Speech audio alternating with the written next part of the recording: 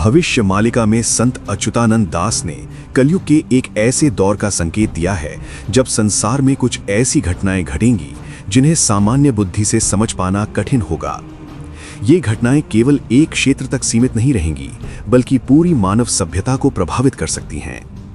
ग्रंथों में संकेत मिलता है कि इस समय में दुनिया अचानक होने वाली घटनाओं से बार बार चौंकेगी। कभी प्रकृति असामान्य रूप दिखाएगी, कभी मानव समाज में ऐसे बदलाव होंगे जो पहले असंभव माने जाते थे। कई बार लोग समझ ही नहीं पाएंगे कि घटनाएं इतनी तेजी से क्यों बदल रही हैं। कुछ स्थानों पर ऐसी बीमारियां या संकट उत्पन्न हो सकते हैं जो अचानक फैलने लगें और लोगों के जीवन को प्रभावित करें। कई देशों को एक साथ संकटों का सामना करना पड़ सकता है। यात्रा, व्यापार और सामान्य जीवन कुछ समय के लिए प्रभावित हो सकता है। इसके साथ साथ विज्ञान और तकनीक भी तेजी से आगे बढ़ेगी।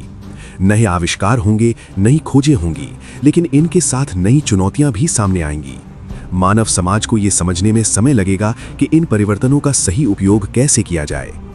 इन असामान्य घटनाओं का एक प्रभाव यह भी होगा कि लोग भविष्य के बारे में अधिक सोचने लगेंगे।